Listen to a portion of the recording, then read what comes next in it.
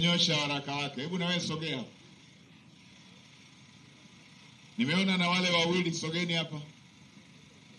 Na yule mmoja sogea, na yule mama sogea. Na wewe nimekusikia mama, sogea tu na wewe.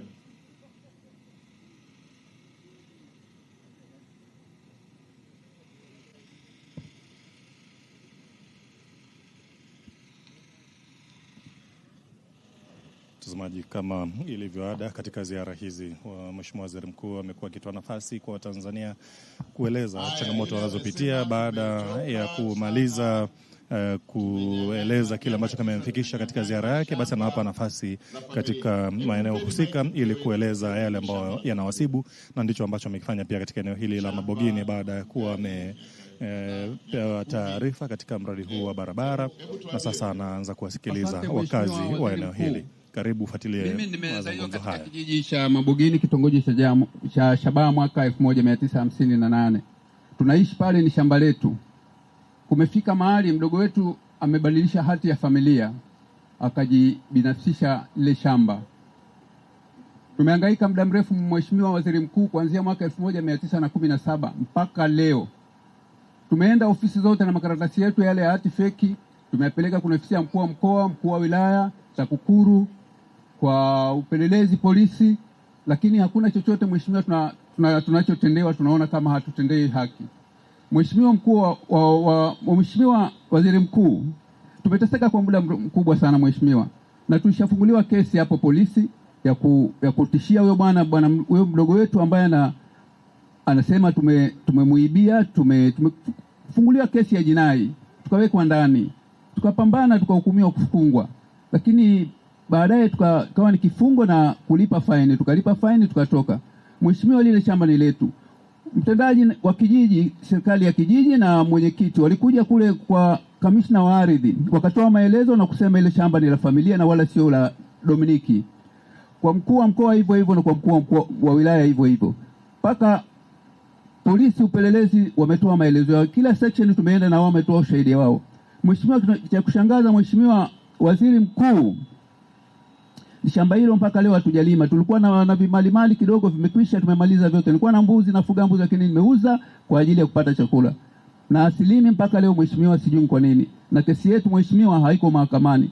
Huyu bwana tulimuita hakufika. Lakini mheshimiwa, namshukuru sana mkuu wa wilaya aliondoka. Kuna wakuu wa wilaya wawili walikuwepo. Hao ndio walinipa matumaini, hata afya yangu kidogo ikawa inaonekana inarudi. Kwa sababu niletewa barua ya kuhama pale ambayo haina muhuri. Nikaipeleka kwa mkuu wa wilaya ambaye ameondoka, akaniambia wewe kakae pale, tutakuja kumaliza. Hakuchukua muda mrefu mkuu wa wilaya huyo akaondolewa. Akaja yule mwingine ambaye sasa hivi ni mkurugenzi wa vitambulisho vya NIDA, naye alinisaidia sana. Ile anasema tunamalizia kuja kwenye tukio, mheshimiwa akahamishwa naye. Sasa nimefika mahali mheshimiwa, tunaomba Waziri Mkuu tusaidie ile hati ambayo imetengenezwa feki na hati ya familia ambayo imetolewa shahidi na mtendaji na mwenyekiti wa kijiji. Basi mheshimiwa Waziri Mkuu tusaidie kwa hali na mali. Tuangalie hata kwa jicho la 4 mheshimiwa.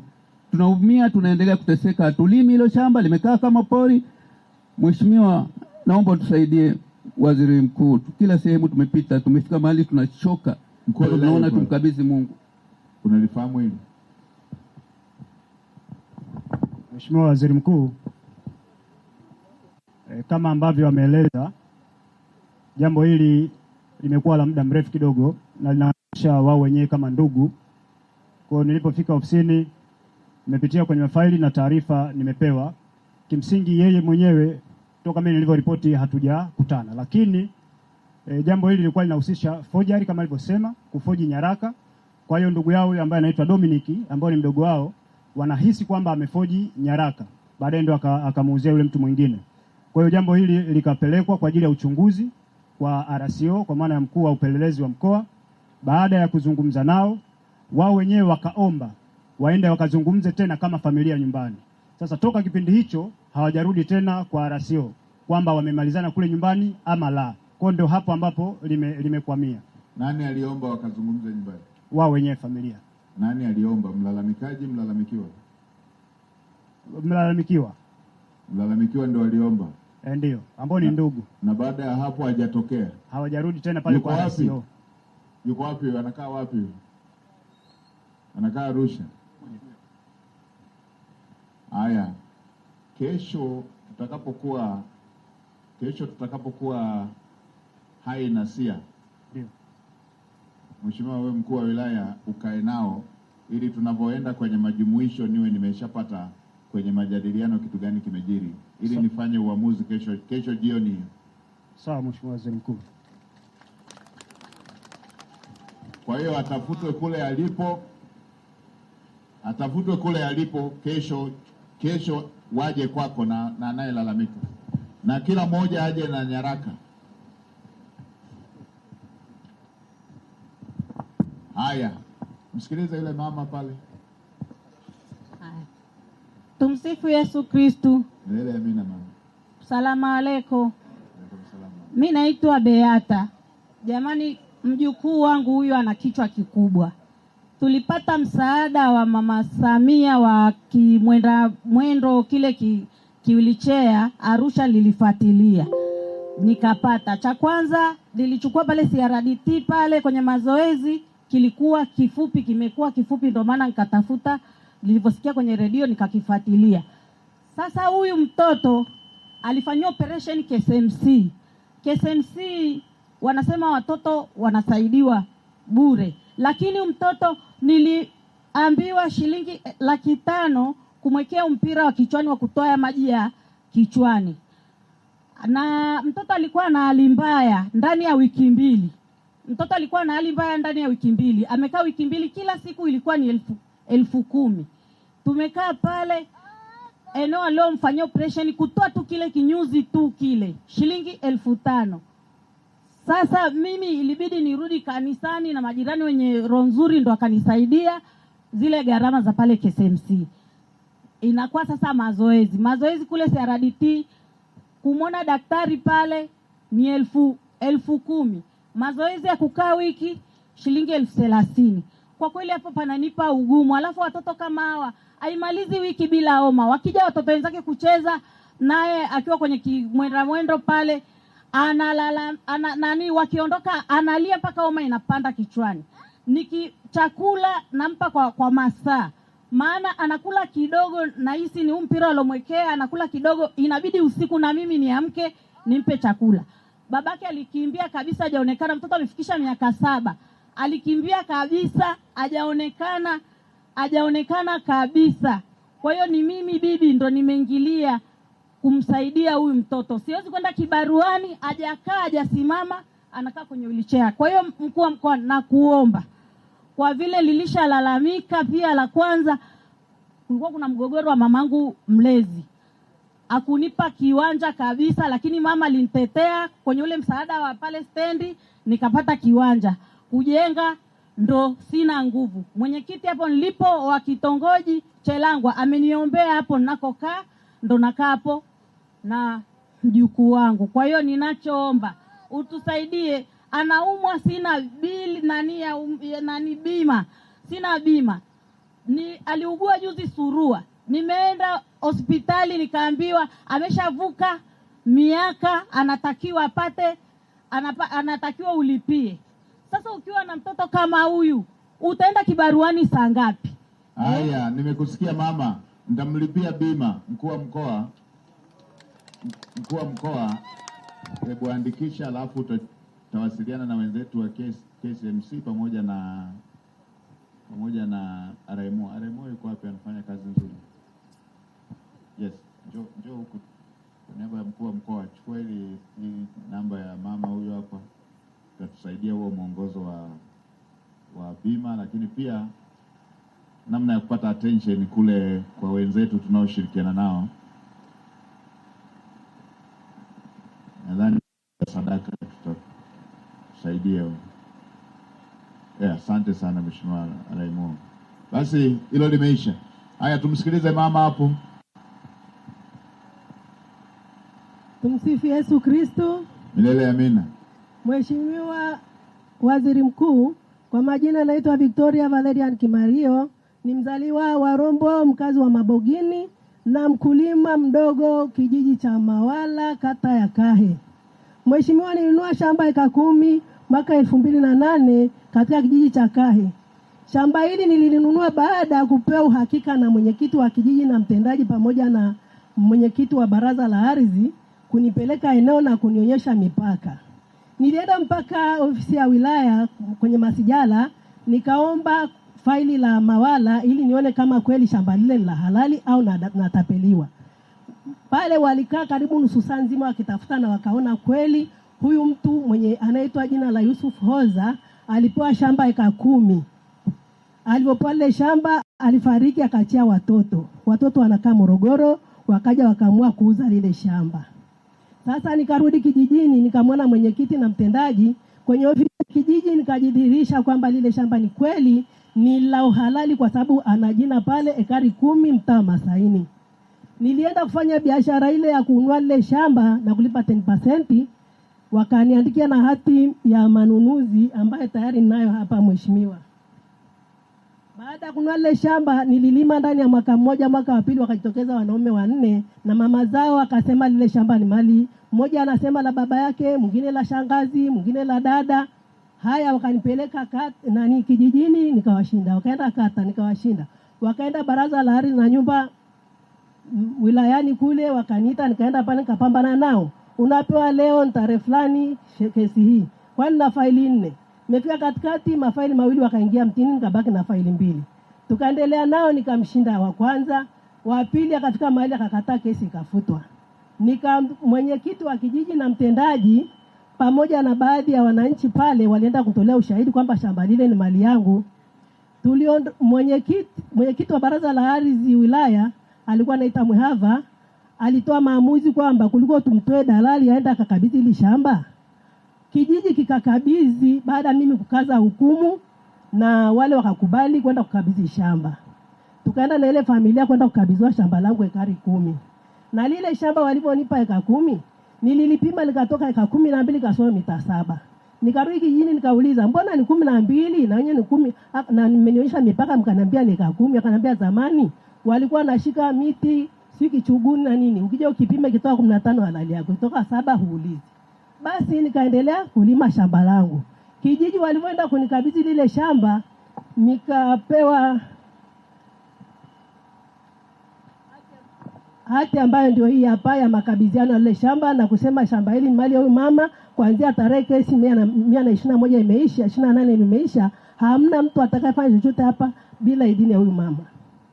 Mheshimiwa, cha kusikitisha nimelima lile shamba kwa gharama kubwa, maana lilikuwa na miti na majani yanaitwa ngage. Nimetoa mfereji mmoja natumia 200,000 kutoka eneo maji yanakotokea hadi kufika shambani. Huko katikati wengine nao waliona maji wakaanza kuingia kwenye mashamba yao. Nimelima lile shamba mheshimiwa, alipoona navuna wakaanza sasa. Wafugaji ni eneo la wafugaji. Wanakuja na matairi wanaweka mpaka, mama usisogee zaidi hapa. Vipi tena? Kesho kutwa mtendaji akwambia hamna shida mama, wewe tulia. Endelea kulima kote tu hamna shida.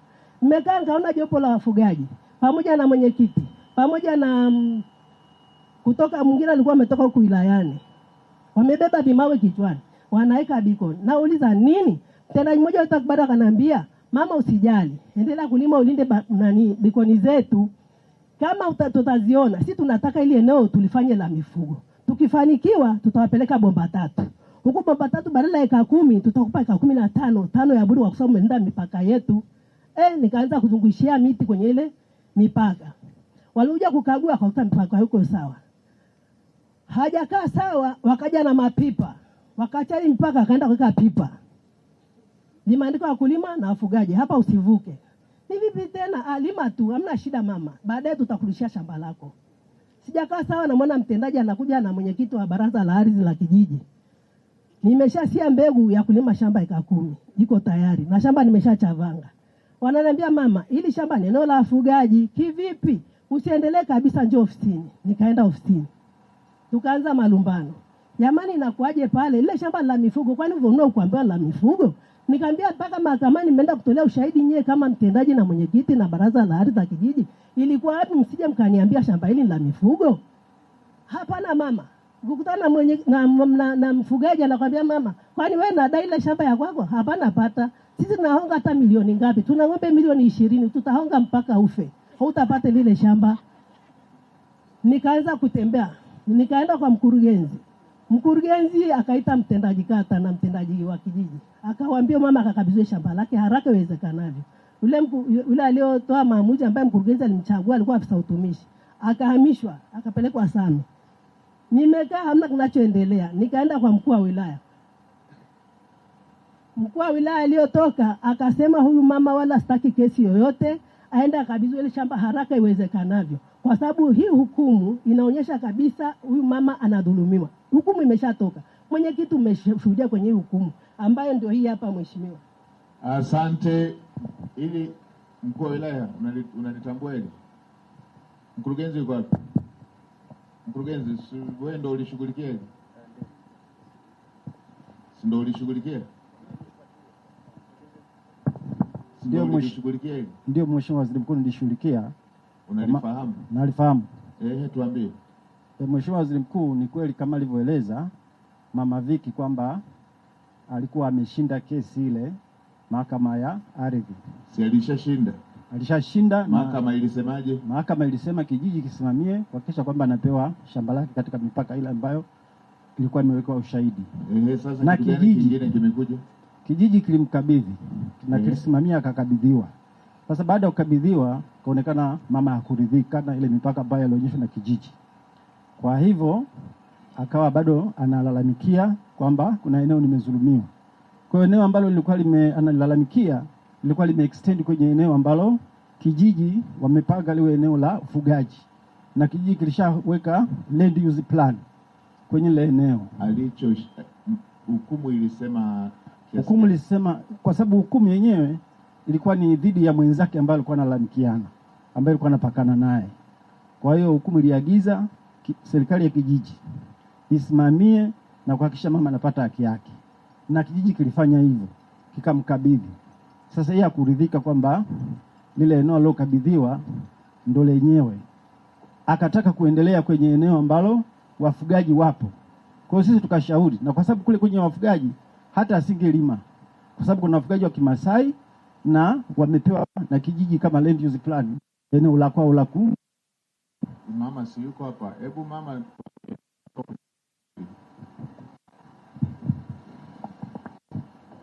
Mheshimiwa, baada ya kukabidhiwa lile shamba nilikuwa naendelea nalo vizuri kwa mwaka mzima, nilima na nikavuna vizuri.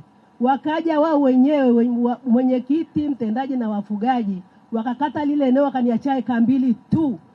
Alafu katika lile shamba kuna wakati mtoto wangu alikuwa Uingereza anaumwa sana, nikataka jinsi ya kumrudisha nyumbani, nikauza hapo eka 2. Ile ikanisaidia ile mtoto akarudi nyumbani. Ile eka 2 niliyouza ikaingia kule kwa wafugaji, wameikata. Wanadai mimi nimeshauza shamba langu, ni sina mahali nakodai tena. Wewe ulishauza mpaka kule relini. Kila nikifanya lolote nashirikisha kijiji, naona hati za mauzo kule kijijini. Kama ningelikuwa nimeuza nisingedai mheshimiwa. Mkurugenzi, kile ambacho walikuwa wanashindania ilikuwa eka ngapi? Ambacho ndo mahakama ikahukumu. Naomba afisa ardhi aje. Afisa ardhi yuko wapi?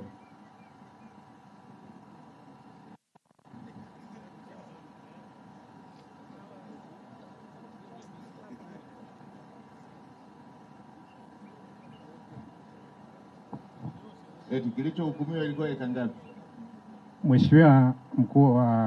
Mheshimiwa Waziri Mkuu, eneo ambalo lilikuwa linashindaniwa ni ekari 10. Kwenye mahakama ilihukumu eka ngapi? Ni ekari 10.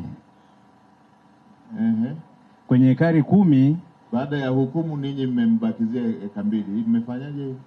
Kwenye ekari 10 wakati wanaonyesha mipaka au wakulima na wafugaji, ikaonekana hizo ekari 8 zimeingia kwenye ufugaji. Ekari 2 ndio akawa amebaki nazo mama. Mahakama ilihukumu eka ngapi? Ni ekari 10 mheshimiwa. Sasa imeingiaje baada ya hukumu kuisha? Mheshimiwa, na hilo tatizo mimi nililiona na nikawashauri kijiji. Tatizo umeliona, umeshughulikiaje? Nilishauri kijiji, nikawashauri kwamba huyu mama anastahili apewe fidia. Kama mnataka kulitumia kwa ajili ya mifugo hapa, huyu mama mtafutieni sehemu nyingine ya ufugaji. Mwenyekiti wa kijiji yuko wapi? Ni kijiji kingine? Kaya iko wapi? Iko kule mbele. Sasa Mheshimiwa mkuu wa mkoa, unaona watu wako hapa. Mahakama imehukumu ekari 10 na sisi mahakama imesema mpeni, hiyo ni haki yake, na sisi tunasema hapa. Umeona hili jambo lenye hisia zote hili la hawa wengine, nimewaambiaje, lazima tuheshimu vyombo vyetu vya kutoa haki. Si sasa hivi hapa imekuja hapa kwa Mheshimiwa mbunge amelia watu hawa nikamwambia mahakama imeshahukumu. Ikishahukumu, tusiporidhika tunatakiwa tupate njia za kimahakama. Hatuwezi tukaenda tu mahakama imehukumu hapa alafu mimi niseme huo ni upuzi, fanyeni. Haipo hiyo kwenye utawala wa sheria. Hata ukiona kwa macho yako na kwa hisia kwamba hili liko hivi, ikishahukumiwa na mhimili mwingine, kama unataka kufuta unatakiwa ufuate taratibu hizo hizo. Sasa ninyi mahakama imehukumu eka ngapi afisari? Ni ekari 10 mheshimiwa. Mmempaje nyie 2? Hizo 2 waliowapa ni kijiji, baada ya kutenga eneo lao wakasema huku yeye alime, huku ni kimifugo. Sasa kama lile eneo mnawapa wafugaji, na mimi sipingi matumizi bora ya ardhi, kama mnawapa wafugaji mrudishieni haki yake. Sawa mheshimiwa. Ndio, mrudishieni haki yake, afidiwe kama mnapeleka kwa ajili ya wafugaji, na mimi naunga mkono matumizi bora ya ardhi, lakini matumizi bora yasifanyike kwa kupora haki za watu. Melichukua mheshimiwa, tulifanyie kazi. Nipate mrejesho kabla sijatoka. Sawa mheshimiwa. Tutakapoenda majumuisho mniletee kwamba mmepata ufumbuzi gani. Mheshimiwa mkuu, tunajumuisha kesho jioni. Kesho jioni mniambie Kawasake hao wenzako wa vijiji hao. Na ninyi viongozi wa vijiji, narudia tena. Jana nilipita pale Mombo, nikakuta hivyo serikali ya kijiji wameenda kupora eneo la watu. Nilielekeza serikali ile yote ifutwe. Upuzi mtupu, rushwa na pakishawepo eneo linalohusisha wafugaji. Rushwa, tunafumba macho, tunaonea watu wengine wanyonge. Nenda Kawasake hiyo serikali ya kijiji leo hii waseme ama wamrudishie mama eneo lake ama waweke commitment, mkubaliane namna ya kumfidia.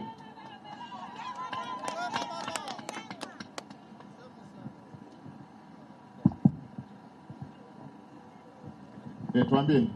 Nashukuru sana mheshimiwa. Kwanza nikupongeze sana kwa mama, nasema mama hajakosea kuchagua wewe kuwa waziri mkuu wa Jamhuri ya Muungano wa Tanzania. Mama Samia oye. Na pia mheshimiwa, nakutabiria hapo baadaye kuna kitu kinafuata kikubwa zaidi kwako. Mungu akuongezee. Wewe ni nabii. Twende kwenye hoja bwana. Haya mheshimiwa. Hapa nilipo sasa hivi na kilio cha wakulima 106 kutoka eneo la Bogini juu kule mwanzo ulipofikia barabara na kutengenezwa. Sisi wakulima 106 tulitoa eneo letu kwa ajili ya kujengwa mabwawa maji taka Mabogini mwaka 98-99. Mradi ule ulikamilika na tulitoa heka 42 kimaandishi. Ushahidi huu hapa, tunao ushahidi wa heka 42. Lakini kipindi kile wakati mkuu wa mkoa akiwa mheshimiwa Mzee Sarungi, serikali baada ya zoezi lile ikafanyika ujanja tukaporwa eka zaidi ya 150. Afu ile eneo likawa first, tukawa tunalalamika kwamba tumetoa eneo la eka 42 na karatasi zipo za mkoani za serikali na za kichama, lakini hakuna kilichoendelea. Tulipiga kelele sana kwa viongozi wengi mbalimbali wakuja Mabogini. Kwa mfano mheshimiwa Mzee Kinana alikuja na Nape, tukaeleza katika mkutano ulifanyika Chigereni kule Mabogini. Lakini pili, nilimfahamisha mheshimiwa Rais alipokuwa makamu wa rais, alikuja katika eneo lile la chujio la maji Bogini juu na akaahidi mashamba yale yote ambayo yamebaki zile heka 120, kwa sababu zoezi la ujenzi wa mabwawa maji taka lishakamilika, basi turejeshe sisi ambao tuliona umuhimu wa kuondoa kipindupindu manispaa ya Moshi, tukatoa ardhi yetu ambayo tunalima mpunga na mazao mbalimbali. Na kuanzia 90 kipindi kile cha mwaka 98 hadi leo tuliahidi kupata fidia ya ardhi, lakini akaja mheshimiwa wa ardhi Lukuvi akasema kwamba tupewe fidia ya ardhi. Tunamshukuru sana mheshimiwa mkurugenzi wetu wa mgeni ambaye alikuja, mheshimiwa Mwagama, na mkuu wa mkoa ambaye aliondoka, pamoja na kumshukuru na Mungu amrehemu Mama Mgwira, ambaye Mama Mgwira alikuwa anawaeleza kila siku manispaa ya Moshi warudishe uzio, waache yale mashamba ambayo yamezidi zile 42 ili tulime sisi wakulima wa studio yale mashamba, lakini hakuna kilichofanyika mpaka leo. Mheshimiwa, ni watu wangapi? Watu wakulima 106 mwaka 98. 106. Mheshimiwa mkuu wa mkoa, ulishalipata hili? Mheshimiwa Waziri Mkuu, kwangu sijalipata, lakini Mheshimiwa DC anasema analifahamu. Mheshimiwa DC, hebu tuambie. Mheshimiwa Waziri Mkuu, hao wananchi walitoa eneo lao kwa ajili ya kuweka mradi wa maji taka. Walitoa eneo lao? Ndio, kwa ajili ya kuweka mradi wa maji taka kwa hiari. Ndio, baada ya kuzungumza na serikali. Ndio. Na baada ya kuchukua hilo eneo lao walipewa eneo mbadala kama compensation. Eneo la Soko Estate. Na kila mmoja ambaye alitoa robo eka kule alipewa kuanzia ekari 1 mpaka ekari 2. Kwa jumla zilikuwa ekari 150 walipatiwa kule katika kata ya Kahe Mashariki. Eneo hilo tunaita Soko Estate. Kwa alishapewa lile eneo lao. Sasa changamoto ambayo ipo ni ile kuona kwamba wametoka katika eneo ambalo ni la mjini kidogo na kule liko eneo ambalo ni la pembeni, lakini serikali iliwafanyia uthamini na baada ya kuona kuna robo eka wakapewa kuanzia ekari 1 mpaka ekari 2. Na walipewa compensation. Simlishapewa bwana. Soko Estate. Simlipewa. Mheshimiwa, wewe ni daktari na ni msomi. Kama zilitolewa heka 42 kwa ajili ya fidia ya mashamba ya kilimo kwa ajili ya kupisha mradi wa maji wa kuleta afya maji taka Moshi, manispaa ya Moshi, na fidia tuliopewa kule Kahe, Mheshimiwa, tumepewa fidia ya zile heka 42 kulingana na maandiko haya hapa. Tumepewa heka ya fidia 42 ambazo tulitoa wenyewe kwa ajili ya nini? Kwa ajili ya uwekaji wa mabwawa ya maji taka. Issue ni kwamba hivi, kwa nini tulitoa heka 42 mkachukua 150?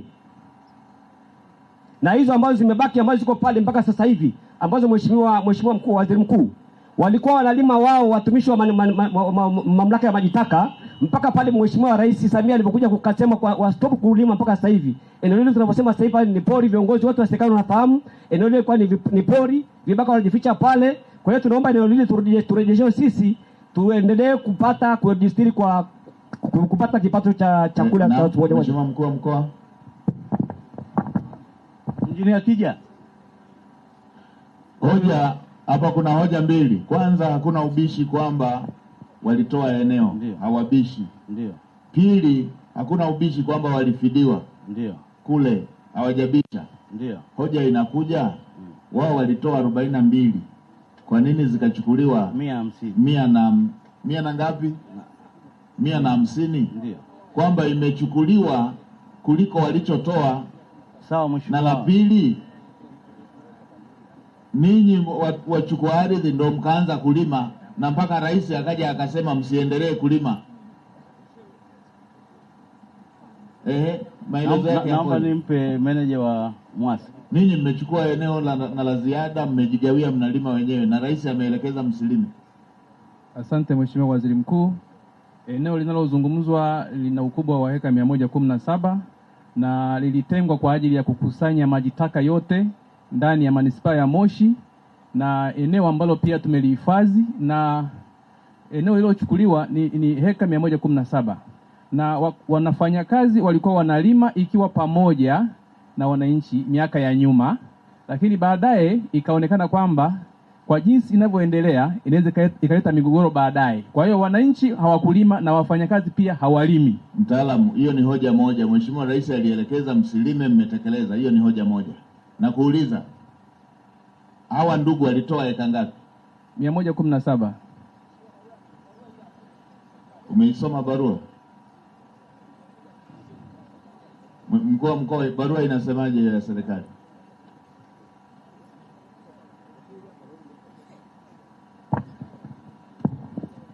Barua inasemaje? Mheshimiwa Waziri Mkuu, inasema aidha eneo hilo lina ukubwa wa heka 42 tu na wala sio 150 kama mlivyoonyesha kwenye barua yenu. Mamlaka ina hatimiliki ya eneo hilo. Ni hekta. Hapa imeandikwa heka. Heka. Ni heka 42. Mtaalamu. Mheshimiwa Waziri wa Maji. Mheshimiwa Waziri Mkuu, hicho ndo wanakupendea Mheshimiwa Waziri. Mheshimiwa Waziri Mkuu, kila wakati upo. Asante sana. Mheshimiwa Waziri Mkuu, umesema na maelekezo pia Mheshimiwa Rais ni katika kuhakikisha kwamba tunatenda haki, na kwa kuwa hili jambo limetolewa na kesho kuna majumuisho, na mimi kama waziri wa maji nipo, naomba tulipokee, tutalitolea ufafanuzi mzuri kesho. Asante sana. Basi peana ili tuwasikilize na wenzako, peana mawasiliano na Mheshimiwa Waziri hapo, mtakaa mjadiliane na mkuu wa mkoa na timu yake. Waziri ameshakuja hapo, tutamaliza. Ni serikali, Mheshimiwa Waziri, ni serikali. Tusifungue, Mheshimiwa Waziri ameshalichukua. Tumpe huyo hapo tumalizie. Mpe huyo hapo wa blue. Atangulia kusimama. Mheshimiwa Waziri Mkuu, msipate shida, nawasikiliza wote. Mheshimiwa Waziri Mkuu, pole na majukumu. Jina langu naitwa, nawasikiliza. Ongeeni kifupi, nawasikiliza wote. Jina langu naitwa Salimu Rajabu Samuya. Nilikuwa mtumishi wa kampuni ya TPC. Mwaka 2009 nilipigwa risasi na mfanyakazi mwenzangu nikiwa kazini kwangu saa 7 mchana. Mheshimiwa, niliweza kutibiwa na kampuni ndani ya miezi 4. Alafu baada ya hapo wafanyakazi wa kampuni meneja wa kampuni alituma watu kwa ndugu zangu, wakaenda wakaomba ili swala tutalimaliza kwa sababu ni bahati mbaya imetokea. Mheshimiwa, wakampa dhamana yule bwana, mimi nikageuziwa kesi kwa sio mfanyakazi njambazi. Mheshimiwa, nikapelekwa mahabusu, nifunguliwa kesi namba 607 mwaka 2010. Mheshimiwa, niliweza kuteseka miaka 2 kufika mahakamani, nikapeleka mikataba yangu kuja kuonekana ni mfanyakazi wa halali, mimi nikaachiliwa. Kufuatia haki zangu mpaka idara ya kazi kule, ikatokea masala kwamba nilipwe haki zangu. Lakini Mheshimiwa Waziri Mkuu, kila mwezi wakawa wamekata shilingi 12,000. Watu watasiwa ambao au twiko kwa zamani walikuwa wanatutetea. Tukapeleka shauri hilo mahakama kuu. Lilizunguka pale miaka 3, sikuwa napigiwa simu mimi kwenda mahakamani. Kufika pale wananiambia kwamba shauri liko idara ya kazi. Kufika kule asema mwajiri ameomba shauri lianze upya. Nikaambia mbona hamjanishirikisha? Wakasema wewe tulia. Hakimu yule msuluhishi akasema mimi hapa mashauri hayakai. Ngamwambia ina maana siku zote ulikuwa huingii kazini, ulikuwa unakula mshahara wa bure, leo ndio umeletwa na shauri langu? Akaniambia nitakuonyesha. Mimi hapo nikamwambia mimi siko tayari kusikiliza kwa sababu kila kitu kina maandishi. Mmetoa shauri mahakamani sijasainishwa. Mmelitoa toaje hapa? Nikatoka pale mimi nikaenda kwa mkuu wa mkoa. Kipindi hicho mkuu wa mkoa alikuwa marehemu Ana Mgwira, Mungu amrehemu. Basi yule mama aliweza kumpigia bosi wa idara ya kazi ambao ni msuluhishi mkubwa, akamuuliza kuna shauri namba 1420, akasema kwamba hapa hakuna. Nikamwambia mama muulize kwamba ni mwalimu gani anafundisha shule, hajui shule yangu na watoto 500. Basi mimi yule akaniambia njoo, nikaenda likakutwa pale. Nilipokutwa pale ananiambia kwa nini ukaenda kwa viongozi wakubwa? Na kati mimi niko hapo singekuja hapa. Nikamwambia mimi sijui umemwambia mkuu wa mkoa kwamba halipo. Kwa hiyo wewe utamjibu mkuu wa mkoa. Basi kuanzia hivyo mimi sasa mheshimiwa nikaa naenda nadai shauri langu mahakama kuu kwa sababu limetolewa kinyume. Mpaka hivyo mheshimiwa nimezunguka idara zote za mahakama ya mkoa mpaka TAKUKURU nimefika na ni vielezo vyangu wanavyo. Sijapata msaada na hali yangu si nzuri ya kiafya mheshimiwa. Nimepigwa risasi kifuani. Mheshimiwa na anaozofisha mambo pale kwa mkuu wa mkoa. Mwanasheria yuko wapi?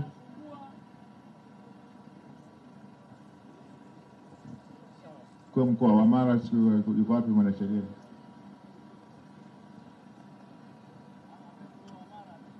Alishahama. Haya, mwanasheria aliyepo ni yupi?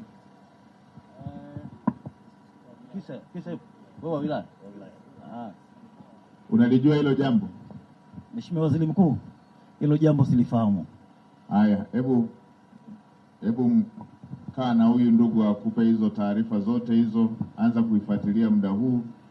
Ita leo mchana, ita yule watu wa kutoka wale wanaohusika na hilo jambo. Amesema wapi? TPC? Hebu kaa pembeni, andikisha, ita mtu wa TPC, mje muongee naye tunavyo jioni, mnipe taarifa hii. Haya, kifupi huyo. Mheshimiwa Waziri Mkuu, mimi la kwangu ni la kijamii. Hapo uliposimama ukiangalia kule mbele kuna mradi wa mpunga wa hekta 1100, lakini tunalima hekta 600 kwa ajili ya ukosefu wa maji. Nilikuwa nikuombe, haya maji yalikuwa kero, lakini kwa sababu mwezi wa 3 mpaka wa 4 yanapatikana na mwezi wa 10 utuletee wataalamu wa tume ya umwagiliaji ili tuweze kuyazuia haya maji yaweze kutusaidia kwenye mradi wetu na kuleta maendeleo bora katika taifa letu. Asante sana. Mheshimiwa Naibu Waziri wa Umwagiliaji.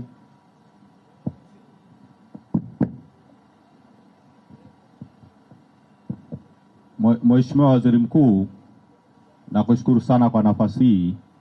Jambo moja ambalo nimhakikishie mwananchi ni kwamba huu mradi ulijengwa kama miaka 40 iliyopita na serikali ya Japani, na ni mradi wa umwagiliaji na unasimamiwa na sisi, na ulikusudia kuwasaidia wakulima wa mpunga hapa. Na nimeshakaa na watu wa tume hapa kabla, aliana kwamba ukishamaliza ziara yako watakuja waangalie mahali ambako tunaweza kuchepusha kwa ajili ya kusaidia wakulima wengine. Kwa hiyo hilo Mheshimiwa Waziri Mkuu, ni kuthibitishie linatekelezeka kwa sababu gharama yake sio kubwa. Asante sana Mheshimiwa Waziri Mkuu. Haya, tunakushukuru ndugu yetu, umeleta hoja ya msingi ya maendeleo. Tunakushukuru sana. Mpe mwenye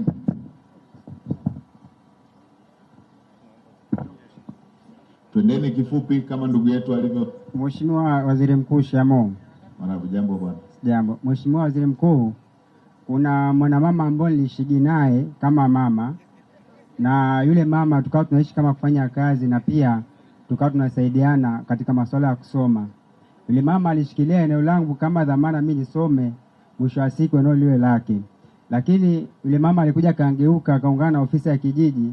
Yule mama alifikia hatua ya kunipa kesi ya kumbaka shangazi yake. Baada ya kuona yale makubaliano yangu mimi na yeye yameenda ambapo sivyo tulivyokubaliana. Ilikuwa kijiji gani? Mabogini hapa. Basi yule mama alinipa kesi ya kubaka akishirikiana na ofisi ya kijiji. Na wakati na hilo eneo alitangaza kuliuza eneo langu, ambao mimi sasa nikaamua kuandika barua nikaisambaza kwenye zile ofisi za kijiji. Sikupata msaada wowote. Baada ya siku nikapewa kesi ya kubaka. Yale makubaliano mliandikishana? Tuliandikishana pale ofisi ya kijiji. Mwenyekiti wa kijiji yuko wapi?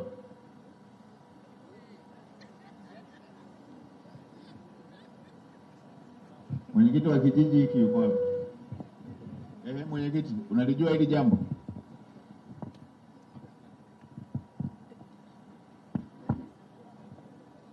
Hili jambo Mheshimiwa Waziri Mkuu lilikuwepo kwenye ofisi yetu, lakini lilikuwa linashughulikiwa na mtendaji.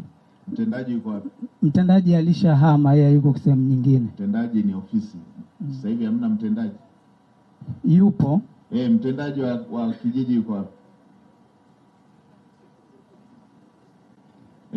Hilo jambo unalifahamu mtendaji? Mheshimiwa Waziri Mkuu, mimi silijui. Mpya? Ndio. Hebu kijana tuambie. Nyaraka mama huyo alifahamu.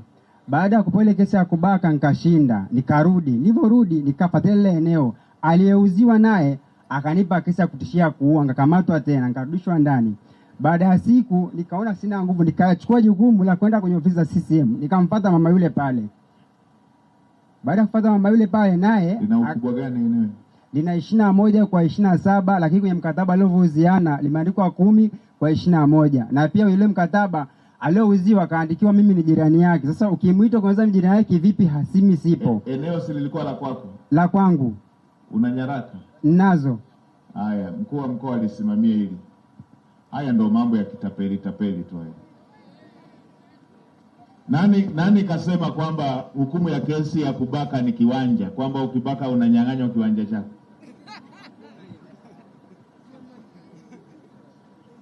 Mambo ya kitapeli tu. Hebu mkuu wa mkoa ashughulikie, mrudishieni kijana kiwanja chake.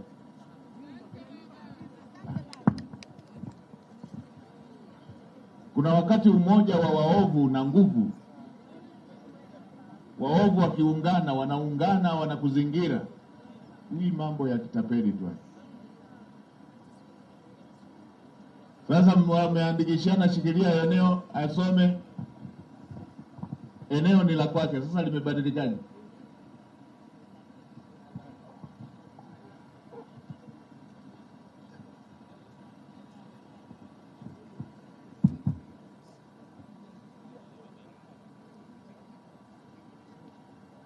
Sasa yule mama ambaye mpaka wanaandikishana anabakwaje?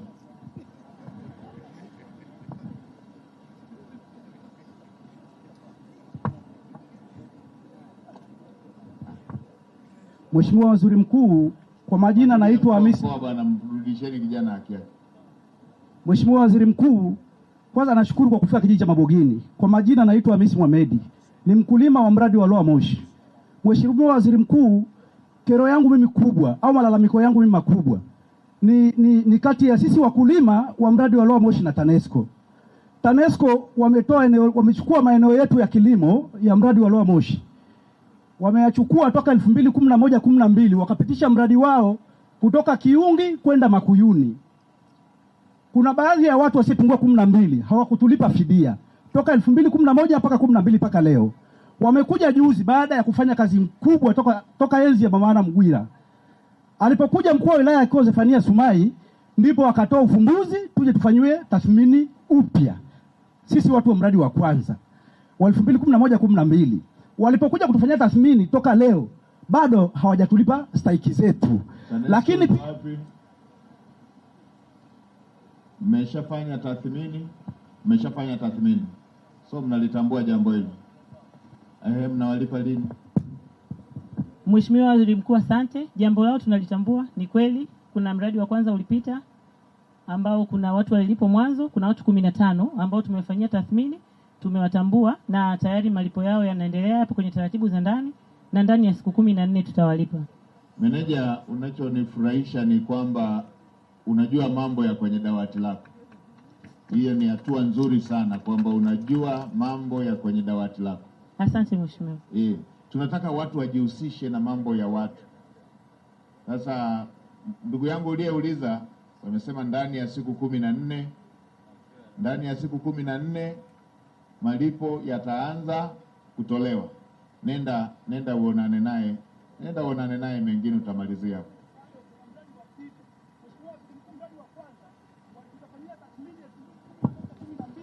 Walitulipa siku ya mita shilingi 3,500. Mradi huu wa leo 2025-26 wametuandikia siku ya mita shilingi 2,500. Tumekwenda kwa DC akiwa Mzava. Amekubaliana na hiyo kwamba kweli Mheshimiwa Waziri Mkuu, wewe ni Mheshimiwa Waziri Mkuu, ni msomi. Hivi 2011-12 watu wanalipa siku ya mita shilingi 3,500. 25-26 Ngoja tuambiwe, serikali ina taratibu za tathmini. Ngoja tuambiwe nani katathmini. Asante Mheshimiwa Waziri Mkuu, anachokisema kwenye mradi wa 66 tathmini ilifanywa na wathamini wa serikali, lakini mradi wa pili unatumia the same corridor, kwa maana unapita 66 alafu unapita tena 132. Kwa kwenye mradi wa 132 tayari tumeshawalipa watu 610.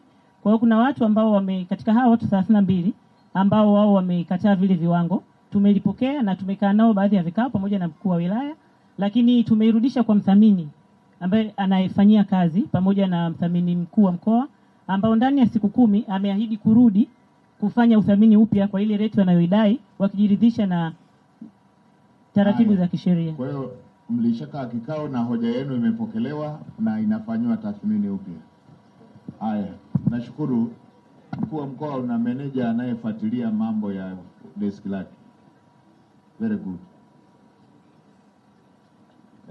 Sikia hiyo kauli, anajielewa. Hiyo ndio lugha inayotumika. tilie mambo ya deski yao na kutoa ufumbuzi kwenye kero za wananchi. Tuambie mzee wetu. Mheshimiwa, mimi naitwa Ahmad Bakari Mgonja. Natokea kijiji cha Chekereni, naishi kitongoji cha Uru. Mheshimiwa, kero yetu kubwa sasa mheshimiwa, hatuna maji. Tunaishi kule kitongoji cha Uru, maji tunachotea mbali. Inabidi mpaka umngojee mama umchunge ili arudi, unasema mama labda atatorosho. Mheshimiwa, cha kwanza, mimi na wanawake wawili. Kwa kweli nimeenda kwa mkuu wa wilaya akatupatia umeme wa REA. Lakini yule mama wa pili anaokaa kule hana umeme. Sasa nikasema huyu mama atanikimbia. Sasa leo nije kwako nilalamiki kwa sababu mimi ni Mpare. Nahitaji wanawake zangu wote wapate umeme.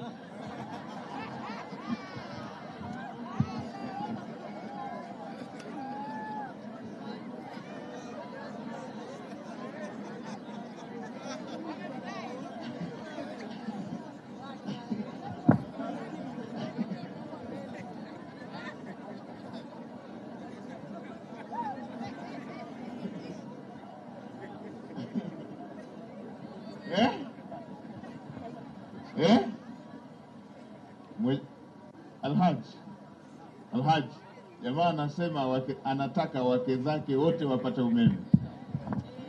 Mheshimiwa Waziri Mkuu, naomba nimhakikishie huyo mmoja atapata, na kama ataongeza mwingine pia tutampelekea.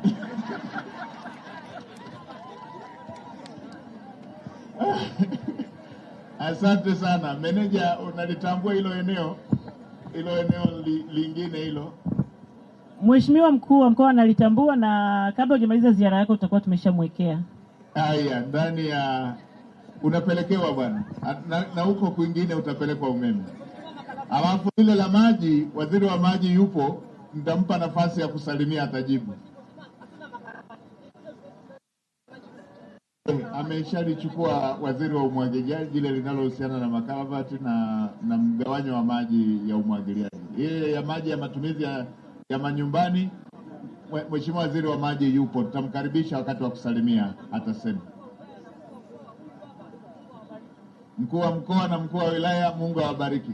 Ndicho tunachosema, na mimi hizo salamu nitafikisha kwa Mheshimiwa Rais kwamba wananchi wanasema mkuu wa mkoa na mkuu wa wilaya wanachapa kazi. Mungu awabariki, na Mungu awabariki kweli kweli. Mheshimiwa mkuu wa mkoa, tunataka mambo haya watu tatizo ya watu yanapofika ofisi za umma yatatuliwe. Walibaki watatu hapa, tuwasikilize hao watatu, turuhusu waheshimiwa mawaziri wajibu hoja ambazo zimeshatolewa.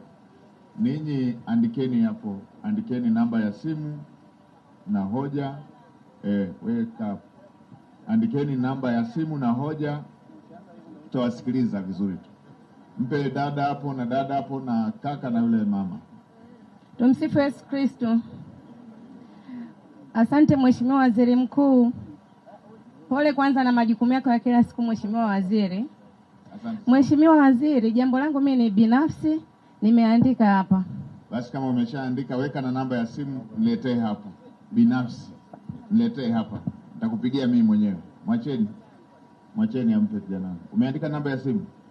Haya, nitakupigia. Mheshimiwa Waziri, shikamoo. Mama, jambo. Mimi ni mtoto wa huyo mama. Mama yupi? Ambaye huyo kijana anasema kwamba alisingizwa kesi ya kubaka. Sasa maelezo yako na wewe nenda hapo kwa mkuu wa mkoa. Nenda hapo kwa mkuu wa mkoa, nimeshamtuma. Mlimalize hilo. Mmefanya vizuri. Haya, msikilize amalize hilo. Maliza hilo Mheshimiwa mkuu wa mkoa. Na huyo kijana yuko wapi? Na yeye yuko hapo hapo. Kaeni pembeni hapo na mkuu wa mkoa mmalize.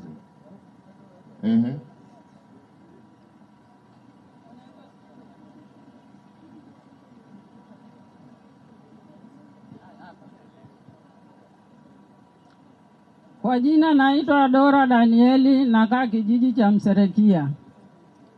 Mserekia kuna kipindi ilifika tukapata mfadhili.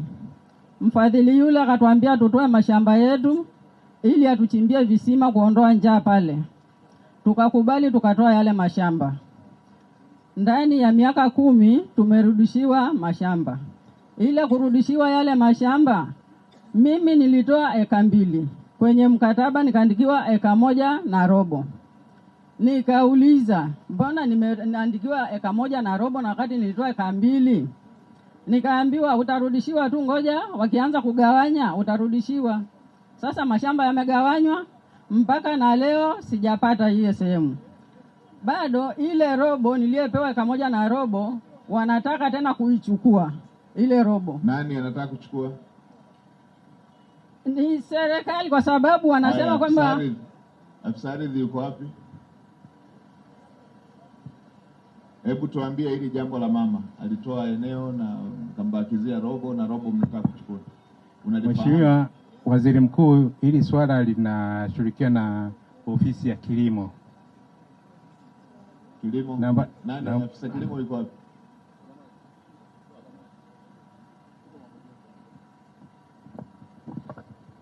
Mheshimiwa Waziri Mkuu,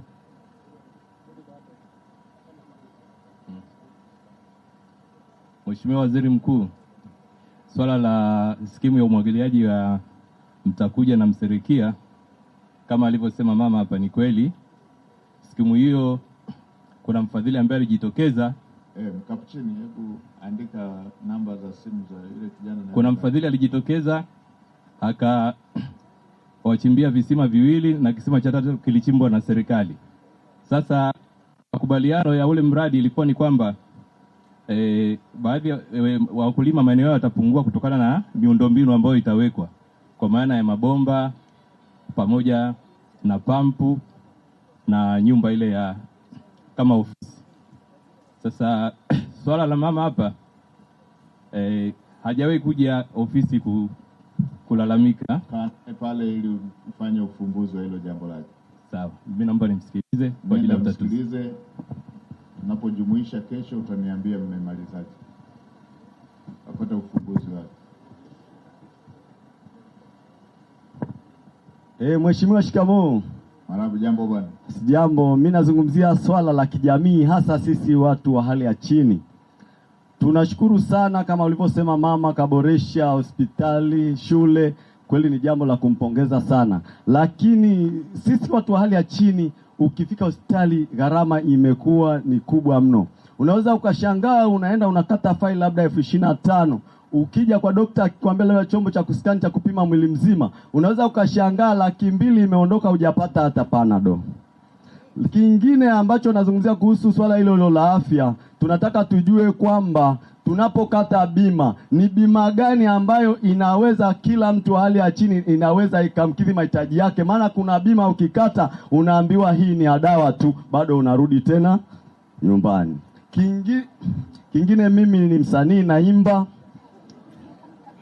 Wananijua kijiji chote naimba, lakini sijulikani, naonekana kama naimbia nyumbani. Na sio mimi tu. Hebu jaribisha.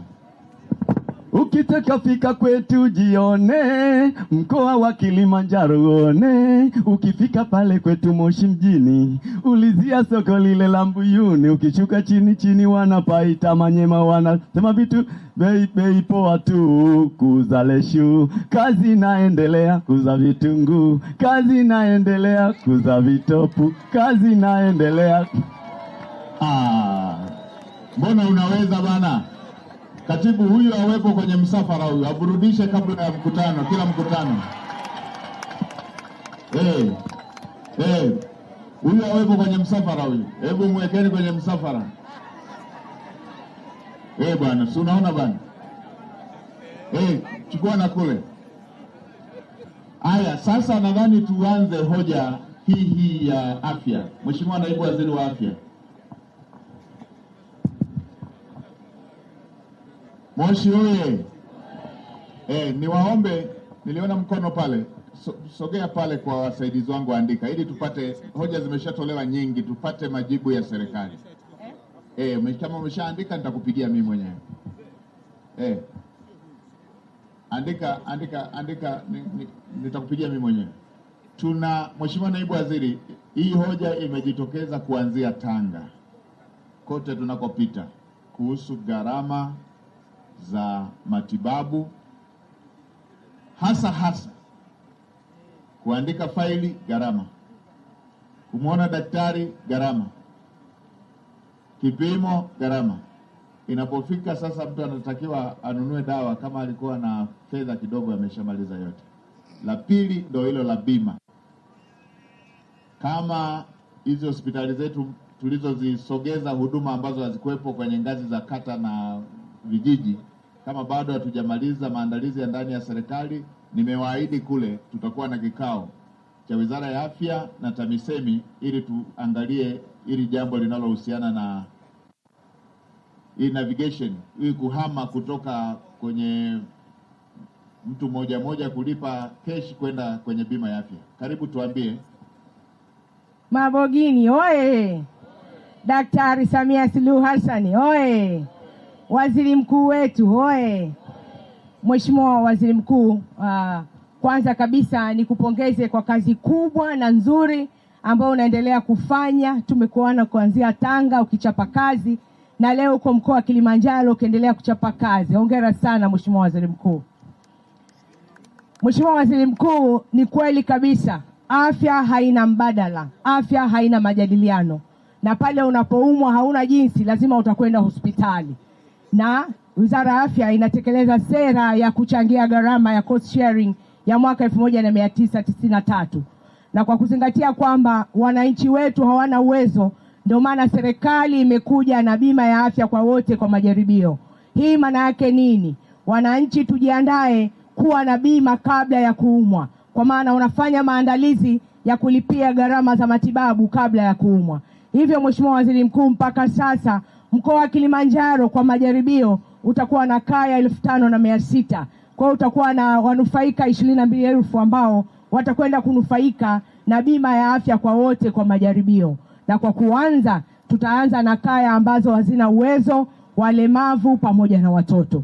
Hivyo nichukua wito Mheshimiwa Waziri Mkuu kuwaomba wananchi wa Kilimanjaro na Watanzania wote tuitikie kwa wito mkubwa sana kukata bima ya afya kwa wote kabla hujaumwa. Lipia gharama za matibabu kabla hujaumwa ili utakapoumwa uepukane na hizo gharama. Vipo vifurushi mbalimbali vya matibabu, na kifurushi cha kwanza kabisa cha huduma za msingi kinagharimu 1,500,000. Viko vifurushi vingi, iko Serengeti, Ngorongoro, kuanzia 1,500,000 mpaka 1,11,000. Hivyo ni vifurushi vya bima ya afya kwa mwaka. Wewe mwenyewe utafika ofisini, utaangalia uwezo wako na huduma utakazozipata kulingana na kifurushi. Lakini kifurushi cha msingi ni 1,500,000 kwa kaya ya watu 6. Mheshimiwa Waziri Mkuu, uko utaratibu wa rufaa wa wagonjwa. Tunazo gharama za kumuona daktari kwenye kwenye zahanati, kituo cha afya, hospitali ya mkoa na kitaifa. Kwa hiyo niwaombe pia wananchi wafate utaratibu. Kama una huduma kwenye uende upate huduma kulingana na hadhi yako. Ukiona ugonjwa umeshindikana kwenye zahanati, basi utapeleka kwenda hatua kubwa. Hata hivyo Mheshimiwa Waziri Mkuu, tunazichukua hizo changamoto na kuwaelekeza wahudumu wote wa afya watoe afya kulingana na miongozo. Miongozo wetu kwa sera ya mwaka 2007 ya Wizara ya Afya tunaitekeleza mpaka sasa. Huduma za mama mjamzito, watoto chini ya miaka 5 na wazee ni bure. Na hao ndio ambao walikuwa wakitibiwa kwa msamaha, sasa tutakwenda kuwapa bima ya afya. Naomba waheshimiwa wananchi mwende mkapate hizo huduma kwa sababu zimeboreshwa.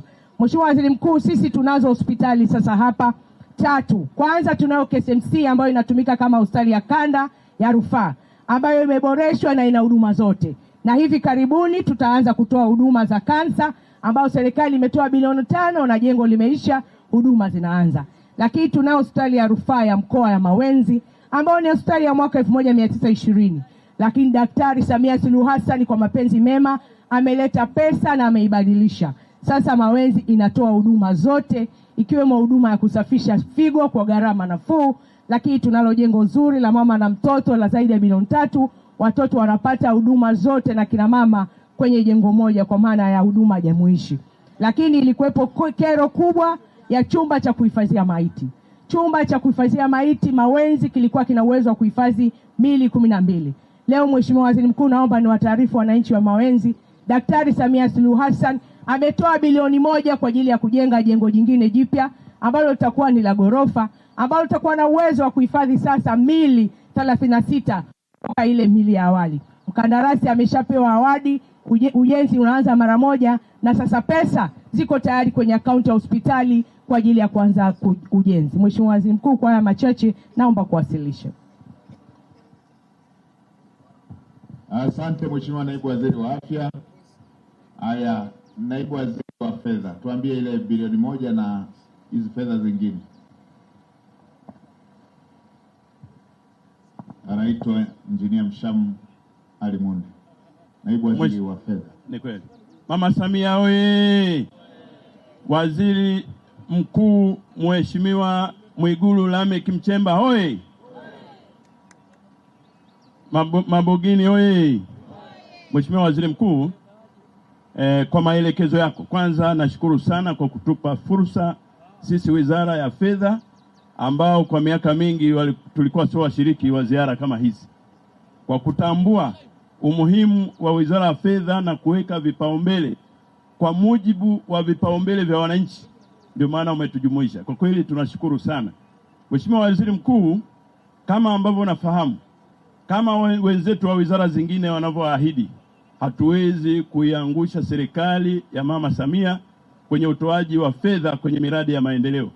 Tumeendelea kufanya hivyo. Kama ulivyosikia, mradi huu wa barabara, wakandarasi wote wawili wamepata fedha, lakini ile barabara ambayo mkandarasi hajapata fedha, ile bilioni 1, mradi wa barabara International School Kibosho Kati kwa Rafaeli, Mheshimiwa Waziri Mkuu, kama ulivyoelekeza, niko na wataalamu hapa wa idara ya fedha, idara ya bajeti, pamoja nami tunazunguka nao, lakini maelekezo yako ya kutoa fedha kwenye mradi ule ambao umekwama, mkandarasi kaondoka, Mheshimiwa Waziri Mkuu, nimeshaelekeza kamishina wa bajeti hapa, pesa hizo zinaenda kutolewa. Mheshimiwa Waziri Mkuu, naomba kuwasilisha. Asante. Sasa tupate salamu za Naibu Waziri wa Mipango. Tuna barabara yetu hii. Mheshimiwa Naibu Waziri wa Mipango, hii barabara nina maslahi nayo.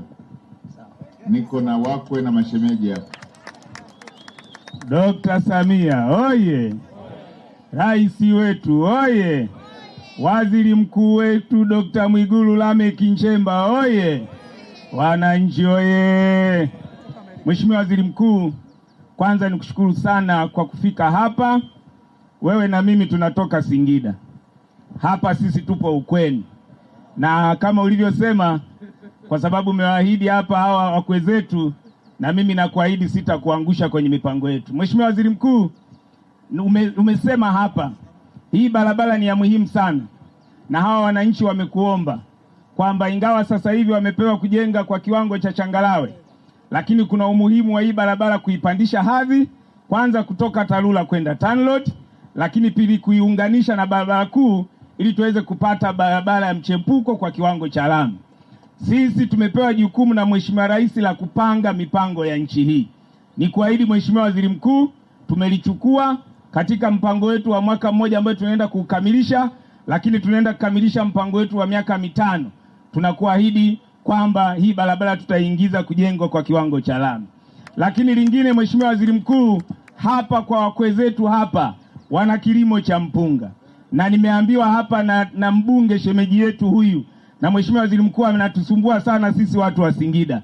Ameniambia kuna kiwanda kilikuwepo hapa cha kuchakata mpunga lakini kilikufa. Naomba niseme watu wa hapa wakwe zetu, naomba nilichukue na nimwagize mkurugenzi wa TISEZA afuatilie viwanda vyote na uwekezaji wote ulioko mkoa wa Kilimanjaro ambao umesinyaa haufanyi kazi, ili tupate taarifa.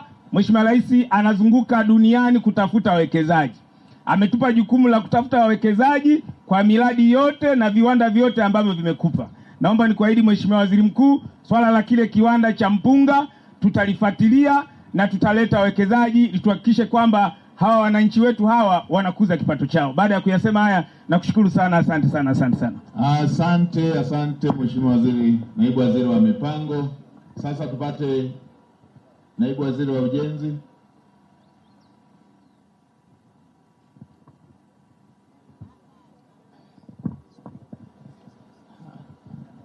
Mabogini oye! Dr. Mwigulu oye! Mama Samia oye! Mheshimiwa Waziri Mkuu, nimemsikiliza Mheshimiwa mbunge wa Moshi Vijijini, mbunge makini kabisa, Mheshimiwa Makoi, akielezea changamoto za barabara katika jimbo lake.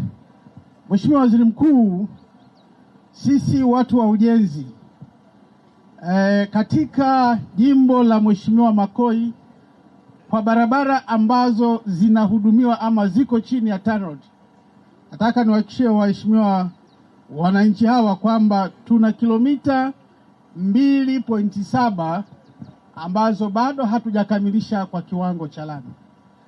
Lakini yapo makubaliano, Mheshimiwa Waziri Mkuu, ambayo yamefanyika kati ya TANROADS na TARURA pale ambapo zinatakiwa kujengwa lami barabara hizi, basi TANROADS huwa wanapewa jukumu la kuzijenga hizo barabara kwa kiwango cha lami. Na ndio maana ukiangalia kwenye mtandao wetu wa TANROADS hutaona barabara ambazo hazina lami, lakini barabara ambazo ziko TARURA nyingi ndo ambazo hazina lami.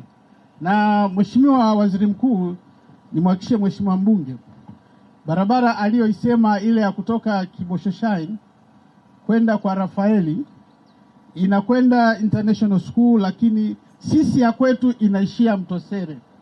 Ni kipande ambacho hakina lami. Lakini tunavyoongea, Mheshimiwa Waziri Mkuu, mkandarasi yupo ambaye anakwenda kujenga kilomita 6.4, yuko tayari, anasubiri tu malipo ya awali alipwe aweze kukamilisha hicho kipande. Kwa hiyo katika eneo hilo tutakuwa tumebakisha kilomita 2. Lakini hizi alizosema za Uru kwenda Shimbwe sijui wapi ni barabara ambazo tunazijenga kwa awamu kadiri tunavyopata fedha, ambazo hizo barabara tukishazikamilisha tunazirudisha kwa wenzetu wa TARURA kwa ajili ya kuendelea kuzihudumia. Mheshimiwa Waziri Mkuu, naomba kuwasilisha. Lakini samahani Mheshimiwa Waziri Mkuu, tulikuwa tunateta na wenzetu kuhusu hii barabara ambayo umetoa maelekezo. Niwaombe tu wenzetu wa mkoa waweze kukaramisha taratibu kama ulivyoelekeza, na mimi nitamjulisha leo Mheshimiwa Waziri, kwa sababu ndo ana dhamana ya kupandisha hadhi hizi barabara, kwamba maelekezo yametoka hiyo barabara iweze kupandishwa hadhi, ili mwenzetu wa mipango yuko hapa, basi ikiwezekana kabla hatujakamilisha hii mipango ya budget, barabara hiyo iweze kuingizwa na tuweze kuendelea na utaratibu wa kukabidhiwa na kuanza kuhudumia. Mheshimiwa Waziri Mkuu, naomba kuwasilisha. Asante. Mheshimiwa Naibu Waziri, ulichukua hilo, uharakishe hii ipandishwe. Haya, sasa tumsikie. Kulikuwepo na hoja kidogo ya barabara za vivutio na mti mrefu kuliko yote Afrika, kwamba huko jimbo hili na ni kivutio cha utalii. Mheshimiwa Waziri wa Utalii, karibu usalimie.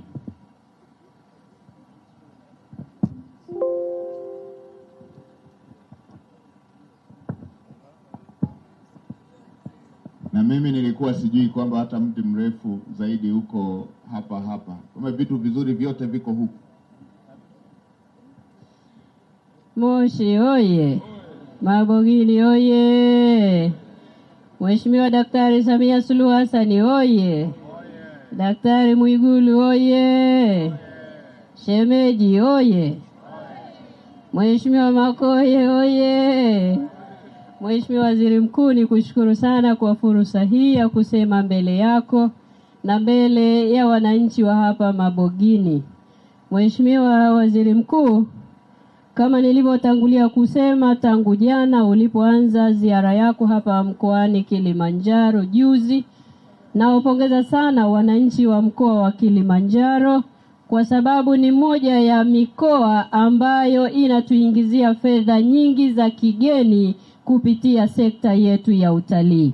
Mkoa wa Kilimanjaro na hasa hapa Moshi mjini, nyinyi mnatusaidia sana kwenye uhifadhi wa hifadhi yetu ya taifa Kilimanjaro pamoja na mlima wetu Kilimanjaro. Imekuwa ni hifadhi ya pili kwenye kutuletea mapato ya kutosha ndani ya taifa letu tangu Daktari Samia Suluhu Hassan alipofanya kazi njema ya kuviuza vivutio vyetu vya utalii kule duniani. tumeona ongezeko kubwa la zaidi ya 147% ya watalii tunaoendelea kuwapokea ndani ya taifa letu. Daktari Samia oye! Kwa Mheshimiwa Waziri Mkuu, mkoa huu ni mkoa wa kiutalii, na nimepokea hoja alizozisema Mheshimiwa mbunge wetu kwamba tunacho kivutio kipya cha utalii hapa Moshi. Mheshimiwa Waziri Mkuu, tulishaanza kukifanyia kazi na hifadhi yetu ya taifa Kilimanjaro, na tayari tumeanza mchakato kukitambua na kukipeleka duniani. Mheshimiwa Waziri Mkuu, unafahamu tangu aingia madarakani Daktari Samia Suluhu Hassan, moja ya ajenda yake kuu ni kuibua vivutio vipya vya utalii na kuvifikisha kule duniani. Kwa Mheshimiwa Waziri Mkuu, ni kuhakikishie kwamba jambo hili tulishaanza kulifanyia kazi na tunalipeleka kule duniani. Nilikuwa nateta na mwenyekiti wetu wa mkoa wa Chama cha Mapinduzi, naye akanieleza kuhusu barabara ile na kwamba huko nyuma hifadhi yetu ya taifa Kilimanjaro Kinapa ilikuwa inachangia kwenye utekelezaji na urekebishaji wa barabara ile. Mheshimiwa Waziri Mkuu, najua mabadiliko yaliyokuwa yametokea hapa nyuma, lakini tumshukuru sana Daktari Samia Suluhu Hassan ameturejeshea 51% ya mapato kwenye hifadhi zetu za taifa. Mheshimiwa Waziri Mkuu, tunaenda kwenye mipango na bajeti kwa mwaka wa fedha 25-26. Naomba nikuhakikishie hili nalo lipo kwenye mipango yetu, kwa sababu jambo la msingi sana baada ya kuvifikisha vivutio vyetu vya utalii kule duniani, sasa ni miundombinu ya kufika kule kwenye vivutio, lakini miundombinu ya watalii wetu kufikia, na maanisha mahoteli. Wananchi wa Moshi, kaeni mkao wa kula. Ninyi mnawakaribisha watalii wetu, na mnafahamu fika mwakani tunayo mashindano ya mpira ya Afrika AFCON 27.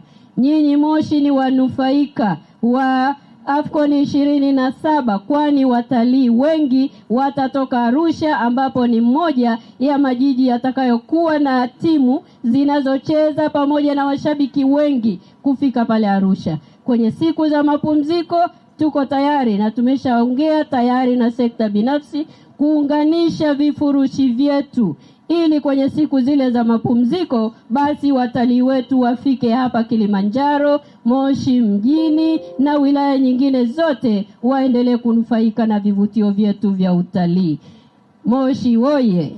Naomba nikushukuru tena Mheshimiwa Waziri Mkuu na kukupongeza kwa kazi nzuri unayofanya. Sisi hatuna sababu ya kukuangusha. Wizara ya Maliasili na Utalii tupo tayari kwa kazi. Nakushukuru sana Mheshimiwa Waziri Mkuu. Asante. Sasa tumalizie na Mheshimiwa Waziri wa Maji. Maji ndugu anataka yafike mpaka kwa mke wake kule. Na huyu mzee ametoa somo kubwa sana kwa vijana. Jana ikifika siku inaitwa wapenda nao wanatumiana maua, mwenzenu anakumbuka umeme na maji haujafika. Ndugu zangu wana Mabogini, punga mkono, punga mkono, punga mkono, punga mkono. Dr. Samia Suluhu Hassan oye! Mheshimiwa Mwigulu Nchemba safi! Mheshimiwa mbunge wetu jembe la kazi hoye! Mheshimiwa Waziri Mkuu wetu wa Jamhuri ya Muungano wa Tanzania, sisi tumepata hoja ya mzee wetu wa eneo la Chekereni, kitongoji cha Uru. Sasa Mheshimiwa Waziri Mkuu, moja ya ziara zako kubwa ni kuchukua hatua, na umechukua hatua maeneo mbalimbali. Niwaelekeze timu yetu wa MUWASA hapa, ndani ya siku 4 maji yao yamekushafika na kazi itaanza leo Mheshimiwa Waziri Mkuu. Asante sana. Lakini ndugu zangu wana Chekereni, nataka niwatie moyo na niwapongeze, mna mbunge anayetosha mpaka chenji na baki. Ameingia bungeni kwa muda mfupi, amekutana na mawaziri mbalimbali, na mimi mwenyewe ameniomba kuja hapa. Leo tumepata nafasi ya kuja. Mkimpata mbunge namna hii mnatakiwa mumshike, atawasaidia sana. Lakini la kumalizia, Mheshimiwa Waziri Mkuu, mimi niendelee kukupongeza sana na nikutakie kila laheri. Unafanya kazi kubwa, unamsaidia Mheshimiwa Rais kwa dhati na kwa matendo kabisa. Tumpigie makofi mengi sana. Kila tulipopita ni nyomi la watu wanakuja kwa sababu ya kuchukua hatua na kutatua changamoto zao. Maandiko yanasema yafaa nini imani bila ya matendo? Umekuwa waziri mkuu wa matendo na Mungu atakubariki sana. Asante sana mheshimiwa. Asante jamani, asanteni sana na washukuruni sana. Hoja zingine, shemeji tuko naye. Hata leo hii tutaendelea kuonana baadaye, na kesho tutakuwa na kikao cha majumuisho. Kwa yule ambaye ana jambo lingine ambalo mnatamani sana lifike, mwambieni shemeji. Na pale niliposema mnajua kuchagua, nikawasikia kina mama wanasema tunajua kuchagua, ndio maana na wewe tukakuchagua. Sasa jambo moja tu, Mheshimiwa Mkuu wa Mkoa pamoja na kamanda wetu wa polisi, nimeelezewa habari za hawa vijana wetu wa bajaji na bodaboda. Nilishatoa maelekezo nikiwa Dodoma na nimetoa maelekezo nikiwa Dar es Salaam. Bajaji, bodaboda ambazo hazijahusika na makosa makubwa ya jinai, hawajabeba bangi, hawajabeba madawa ya kulevya, hawajatumika katika uhalifu wa silaha, hawajaenda kuiba, haya mambo madogo haya kwamba ni faini, msishikilie bajaji wala bodaboda zao. Waacheni wafanye kazi kwa uhuru. Kila mtu aheshimiwe katika mahali pake pa kazi. Waacheni vijana wafanye kazi. Tunakubaliana mambo ya usalama na vituo vyote vya bodaboda na bajaji, na ninyi muongee huko. Tunataka kila mmoja alinde uhai. Hivi ni vyombo vya moto, vina madhara. Kwa yule ambaye anakiuka, tulikubaliana faini, na Daktari Samia Suluhu Hassan alipunguza faini zile ziwe kwenye kiwango ambacho si kukomoa bali ni kuonya.